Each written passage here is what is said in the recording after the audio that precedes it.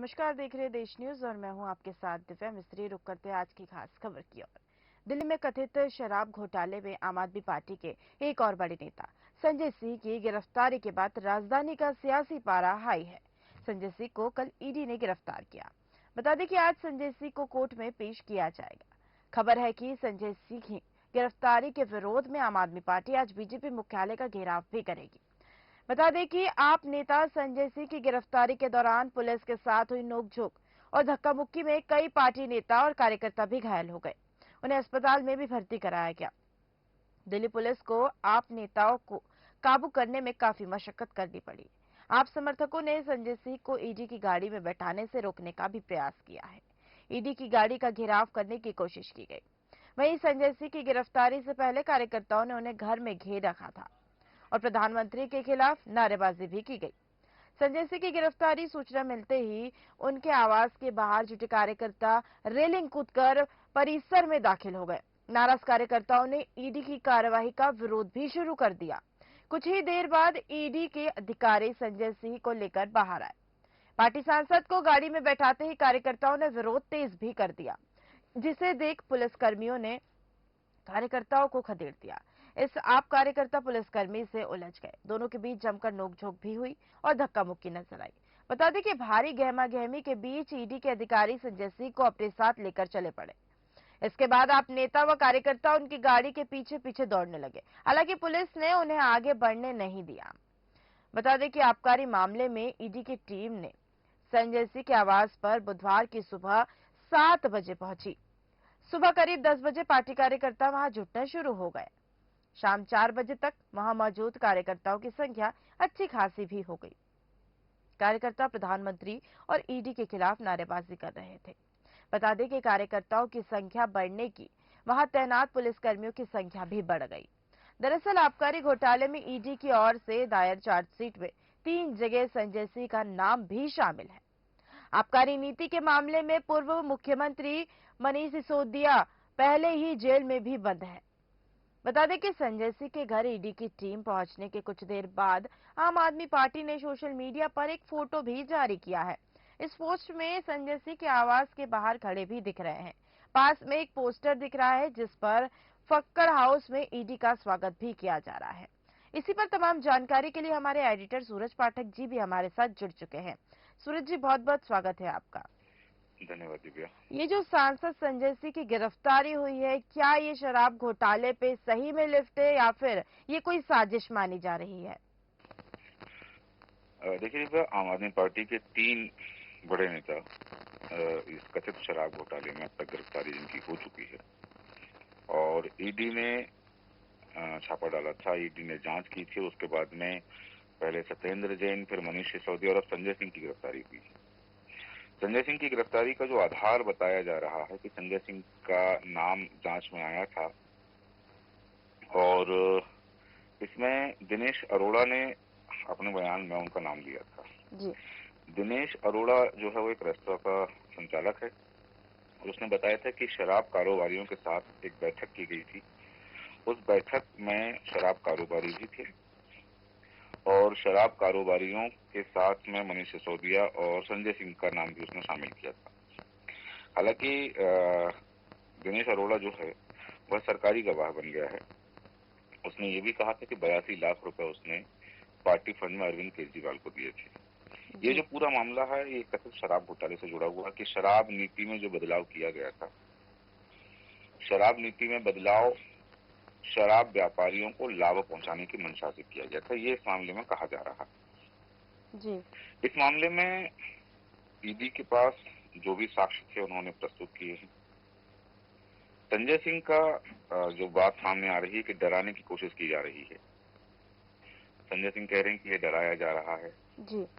कहीं ना कहीं एक बात इसमें जरूर सामने आ रही है, जैसा कि आम आदमी पार्टी कह रही है कि चुनाव में हार के डर के कारण आम आदमी पार्टियों के बड़े नेताओं पर शिकंजा कसा जा रहा है। जी।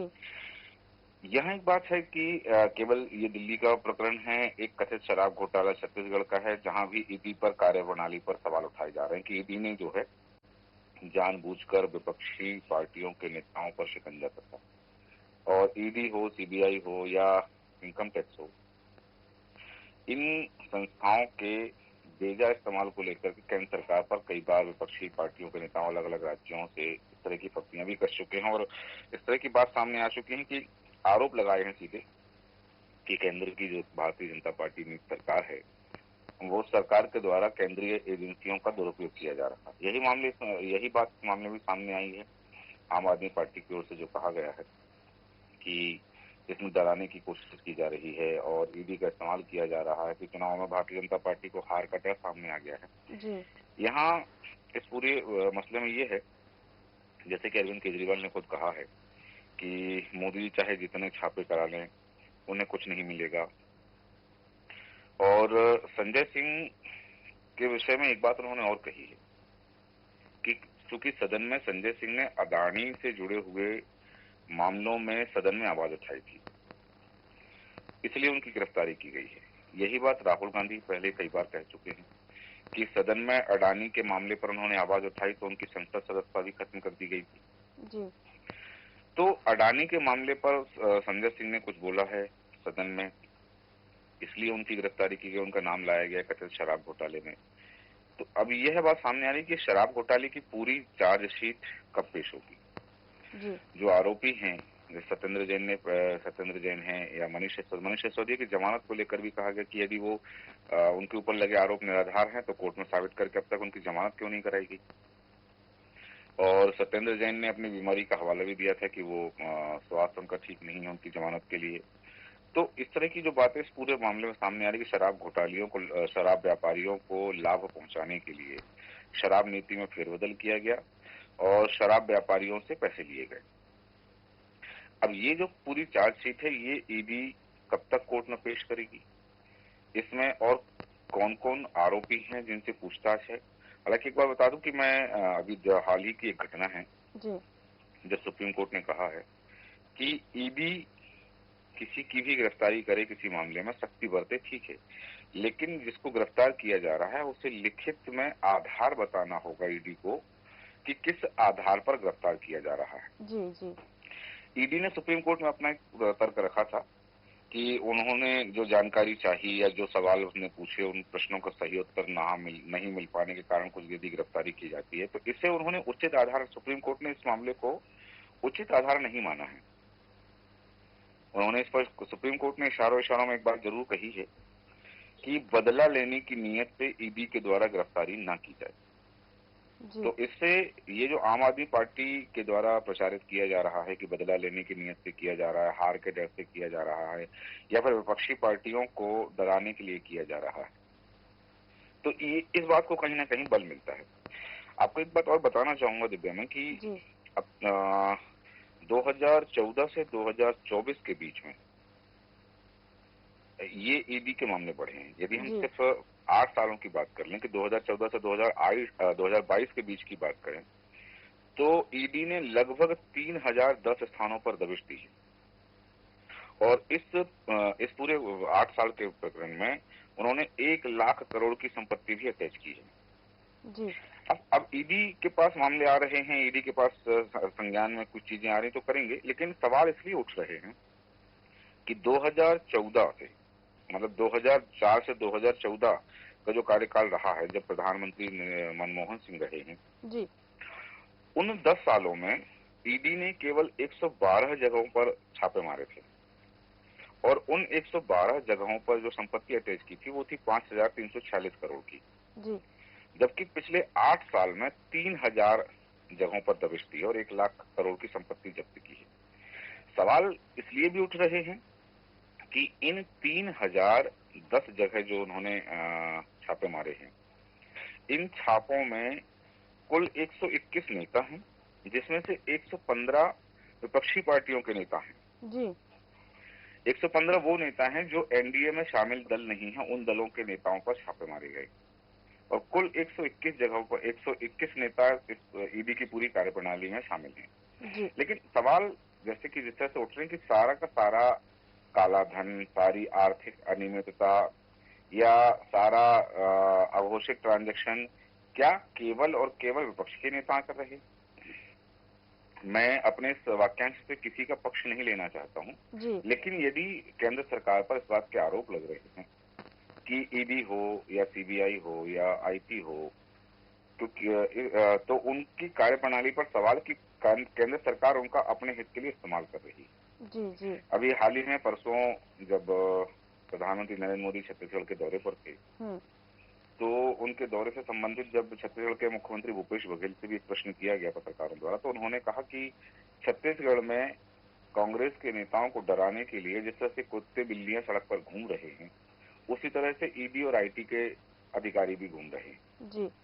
तो ये जो बयानबाजी सामने आ रही है ईडी की कार्यप्रणाली को लेकर के, ठीक है, उनके पास जो भी तथ्य पहुंचते हैं, उनकी जो जांच होती है, वो दबिश देते हैं, छापा करते हैं, वहां से जो संपत्ति मिलती है, तो ये ठीक है, वो जांच एजेंसी है, अपनी जांच करे। लेकिन सवाल एक और बात पर उठ रहे हैं कि यदि ये 121 नेता और जिसमें से 115 विपक्षी नेता रहे हैं पिछले 8 सालों में, तो ईडी केवल सिर्फ 9 मामलों में ही दोष सिद्ध कर पाई है। जी। बाकी 3010 मामले में से अगर देखें तो 3001 मामले में जहां उन्होंने छापे डाले हैं, 3001 मामलों में अभी तक ईडी दोष सिद्ध नहीं कर पाई है और ना दोषी किसी को साबित कर पाई है। केवल 9 मामले ऐसे रहे हैं जिन 9 मामलों में ईडी ने 9 लोगों को दोषी साबित कर पाई है। ये मनी लॉन्ड्रिंग के मामले थे। जी। लेकिन इन मामलों में एक चीज जरूर हमें ध्यान देनी होगी कि 3000 जगह पर दबिश और 3000 जगह पर दबिश देने के बाद केवल 9 लोगों को दोषी सिद्ध कर पाना, तो बाकी 3001 जो छापे पड़े हैं वो किस पर डाले गए, किस उद्देश्य से डाले गए, उस पर क्या सिद्ध हुआ, क्या संज्ञान था, ये जो सारे प्रश्न हैं, इन प्रश्नों के क्योंकि ये यक्ष प्रश्न हैं, ये एक तरह से उत्तर नहीं मिल रहे हैं, तो ईडी की कार्यप्रणाली पर सवाल खड़े हो रहे हैं। रही बात कि सत्येंद्र जैन और सिसोदिया का जब संजय की जो गिरफ्तारी हुई है, जी। तो अब चूंकि मैं बता दूं कि मनीष सिसोदिया को जेल गए हुए लगभग 7 माह होने को, बिल्कुल। जी। और 7 माह के बाद में क्योंकि मनीष सिसोदिया की गिरफ्तारी भी जो है वो इसी आधार पर हुई थी जो हुँ। दिनेश अरोड़ा ने जो बात कही थी। तो दिनेश अरोड़ा के बयान तो 7 माह पहले लिए गए थे जिस आधार पर मनीष सिसोदिया की गिरफ्तारी की गई थी, और 7 माह बाद उस बयान के आधार पर दूसरी गिरफ्तारी। यदि उस समय दिनेश अरोड़ा ने अपने बयान में नाम लिया था संजय सिंह का, तो संजय सिंह की गिरफ्तारी उसी समय क्यों नहीं हुई? जी। और यदि कुछ और साक्ष्य एकत्रित करने थे तो उन साक्ष्य को एकत्रित करने में 7 माह का समय। ये जो सारी चीजें हैं, इन सब चीजों को लेकर के एक बृहद विमर्श की आवश्यकता है और ईडी को अपनी कार्यप्रणाली में जिस तरह से तेजी लानी चाहिए। यदि ठीक है, कथित शराब घोटाले में आरोपी हैं, तो ये शराब घोटाला आज का तो नहीं है। जब शराब नीति बनी, शराब नीति में ये बात सामने आई कि भाई शराब व्यापारियों को लाभ पहुंचाने की बात की जा रही है और उनको उनके हित ध्यान में रखते हुए शराब नीति में परिवर्तन किया गया है, जी। ताकि नई शराब नीति के माध्यम से शराब व्यापारियों को लाभ मिले, या ऐसा कुछ करने की मंशा भी थी। तो ये मामला चूंकि इतने स्टेप बाय स्टेप और इतना लंबा अरसा इस बात को लेके हो गया है, तो अब आम आदमी पार्टी का यह कहना कि उन्हें डराने के लिए किया जा रहा है या फिर मोदी जी अपनी मंशा पूरी करने के लिए कर रहे हैं, चुनाव में हार का डर है, तो जी। इस तरह की कार्यप्रणाली में ऐसे सवाल उठना लाजमी है। जी देखिए, जी, संजय सिंह की गिरफ्तारी के विरोध में आम आदमी पार्टी आज बीजेपी मुख्यालय का घेराव भी करेगी। क्या कुछ जानकारी है सर इसके लिए? देखिए आम आदमी पार्टी, जैसा कि मैंने कहा कि आम आदमी पार्टी की ओर से कल ही जो बयान जारी हुए हैं, जी। उसमें उन्होंने सीधा सा कहा है कि भारतीय जनता पार्टी को हार का डर है। जी। दिल्ली के मुख्यमंत्री अरविंद केजरीवाल सीधा आरोप प्रधानमंत्री नरेंद्र मोदी पर लगा रहे हैं कि मोदी जी कुछ भी कर लें, उन्हें हुँ। कुछ हासिल नहीं होगा। जी, जी। और अभी क्योंकि इस मनीष सिसोदिया की गिरफ्तारी हो, सत्येंद्र जैन की गिरफ्तारी हो या संजय सिंह की गिरफ्तारी हो, इन गिरफ्तारियों के बाद ठीक है कि उन्हें जमानत नहीं मिली, सत्येंद्र जैन ने अपनी बीमारी का हवाला दिया, ये सारी चीजें रही हैं। संजय सिंह की गिरफ्तारी के बाद अब भारतीय जनता पार्टी कार्यालय का घेराव, ये एक तरह का विरोध प्रदर्शन है। जी। अब चूंकि कार्यवाही की है ईडी ने, तो आम आदमी पार्टी को ईडी की कार्यप्रणाली में सहयोग करना चाहिए, जांच जल्दी करने की बात करनी चाहिए, या जो साक्ष्य है उनके पास है उसे कोर्ट में जल्दी प्रस्तुत करने की बात की जानी चाहिए और पूरी चार्जशीट दाखिल करने की बात करनी चाहिए, ताकि मामला न्यायालयीन प्रक्रिया में आए और वहां पर चर्चा के बाद में या जो भी पैरवी होती है वहां जिस भी पक्ष के द्वारा पैरवी की जाती है उसके बाद में मामला फाइनल होने की ओर या क्लोजिंग की ओर जल्दी पहुंचे। ये एक राजनीतिक स्टंट है कि भारतीय जनता पार्टी के कार्यालय का घेराव करना, क्योंकि भारतीय जनता पार्टी ने तो गिरफ्तारी नहीं की, जी। गिरफ्तारी तो ईडी ने की है। जी। तो ये एक राजनीतिक स्टंट है, अपना विरोध प्रदर्शन करने का एक तरीका है और देश को ये बताने का है या दिल्ली की जनता को ये बताने का उनका एक उद्देश्य है कि भारतीय जनता पार्टी के इशारे पर संजय सिंह की गिरफ्तारी हुई है, भारतीय जनता पार्टी के इशारे पर ईडी कार्य कर रही है। जी दिव्या, ये जो केजरीवाल आरोप लगा रहे हैं भारतीय जनता पार्टी पर, ये कितनी हद तक सही माना जा रहा है कि भारतीय जनता पार्टी जो है हार से बौखला रही है, या फिर सही में ये जो शराब घोटाले के मामले में ये इनकी संजय सिंह की गिरफ्तारी हुई है, ये सही मायने में सही है? देखिए मैं एक कहावत जरूर कहना चाहूंगा यहाँ पर। एक कहावत है कि खिसियानी बिल्ली खंभा नोचे। जी। अब ईडी ने गिरफ्तारी की है, मैं ध्यान आकर्षित करना चाहूंगा आपका मनीष सिसोदिया की गिरफ्तारी पर। जी। मनीष सिसोदिया की गिरफ्तारी हुई, उन्हें 3 बार कोर्ट में पेश किया गया, जी। जमानत याचिका लगी लेकिन जमानत नहीं हो पाई। उन्होंने ईडी ने जो साक्ष्य प्रस्तुत किए, जो चार्जशीट दाखिल की, उस चार्जशीट में उन्होंने जो तथ्य रखे हैं उन तथ्यों का खंडन मनीष सिसोदिया के वकील नहीं कर पाए। तो ईडी को जो कुछ मिला उन्होंने वो अपनी चार्जशीट में उसका उल्लेख किया। अब आम आदमी पार्टी यदि आरोप लगा रही है, ये आरोप तो छत्तीसगढ़ के मुख्यमंत्री भूपेश बघेल भी लगा रहे हैं, ये आरोप तो ममता बनर्जी भी लगा रही हैं। तो अब एक चीज हमें यहाँ और देखनी होगी कि हिमाचल में कांग्रेस की सरकार है, पंजाब में आम आदमी पार्टी की सरकार है। जी। तो ये आम आदमी पार्टियों के बड़े नेताओं की गिरफ्तारी दिल्ली से हो रही है। यदि केवल और केवल आम आदमी पार्टी के नेताओं को ईडी के शिकंजे में कसना और ईडी के द्वारा उनकी गिरफ्तारी करना है, विपक्षी दलों पर शिकंजा कसना, विपक्षी दलों के नेताओं को डराना उद्देश्य जो बताया जा रहा है, आम आदमी पार्टी जो आरोप लगा रही है, जी। तो देश के और भी राज्यों में विपक्षी दलों की सरकारें हैं। जी।